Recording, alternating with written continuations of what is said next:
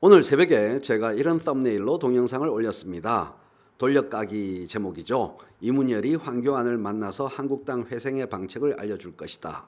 이문열 작가는 바로 너, 황교안 너가 문제야. 박근혜와 함께 국정을 책임졌던 자들이 죽어야 돼, 물러나야 돼, 이런 이야기를 할 것이다.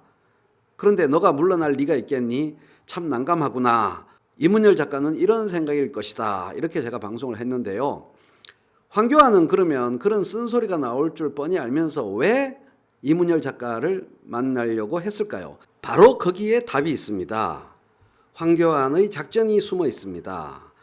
정치인이 누군가를 만날 때 그냥 차 한 잔 마시기 위해서 그냥 만나는 건 절대로 없습니다. 반드시 정치적 의도가 밑에 깔려 있죠. 너무나 당연한 거죠. 이렇게 쓴소리를 친박을 제거해야 한다라는 말을 했던, 친박이 죽어야 한다라는 말을 했던 이문열 작가를 굳이 만나서 쓴소리를 듣는 제스처를 취한 이유가 뭐겠습니까? 우리가 국정을 책임진 자리에서 좀 부족한 부분들이 있었다. 부족한 부분들이 있어 아쉬웠다는 말씀을 하셨고, 저도 공감하는 부분이 많았다. 이렇게 귀가 열려있는 것 같은 발언을 했습니다. 자기 반성의 의미로 저런 말을 했겠습니까? 천만에 만만의 콩떡이죠. 삼국지에 나오는 조조를 따라서 비겁살벌한 숙청작전을 펼치기 위한 포석입니다. 조조는 농민들에게 해를 주지 않도록 말을 타고 보리밭에 들어가지 못하게 했는데 그만 자기 말이 보리를 밟았습니다. 법을 어김을 부끄럽게 여기는 척을 한 조조는 자기의 목을 자르려고 신용을 내다가 참모들의 조언에 따라서 자기 목 대신에 머리카락을 잘랐다는 말도 있고 말을 죽였다는 말도 있습니다. 참모 역할을 이문열 작가에게 떠넘긴 거죠. 또 다른 참모는 신상진인데 이에 대해서는 조금 이따가 설명드리겠습니다. 하여간 머리카락, 말에 해당하는 것이 바로 친박 의원들입니다. 김진태를 한번 생각해 보세요.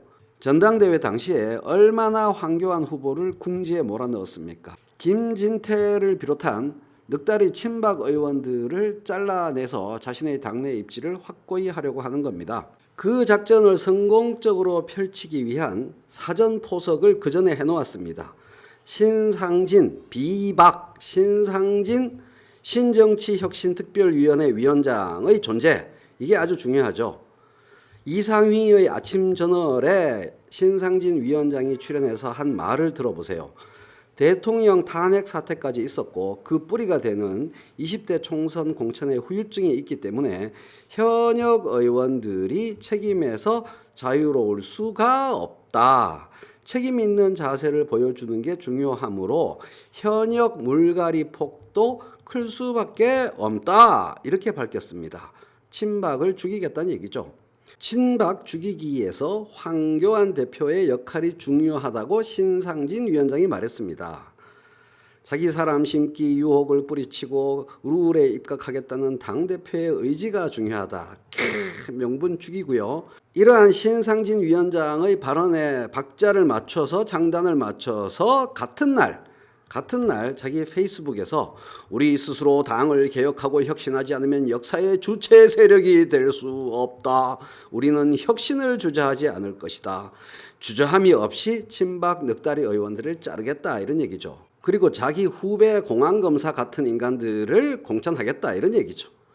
국가와 국민의 무한대의 책임의식을 갖고 미래와 통합을 향해 박차를 가할 것이다. 라는 명분을 내세우면서 말이죠. 물갈이 공천이 말로만 그치지 않을 것이라는 관측이 이래서 가능한 겁니다.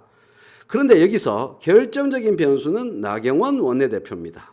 나경원은 어떻게 해서 원내대표가 되었습니까?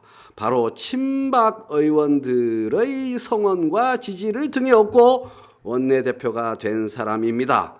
이러한 무시살벌 비겁살벌한 황교안 대표의 숙청작전에 맞서서 과연 나경원 원내대표가 정면으로 맞서 싸워서 자유한국당의 대분열 갈등 사태를 만들어낼 것인지, 아니면 황교안한테 들러붙어서 같이 친박 제거에 나서는 비겁 간교한 발걸음을 밟을 것인지 귀추가 주목됩니다.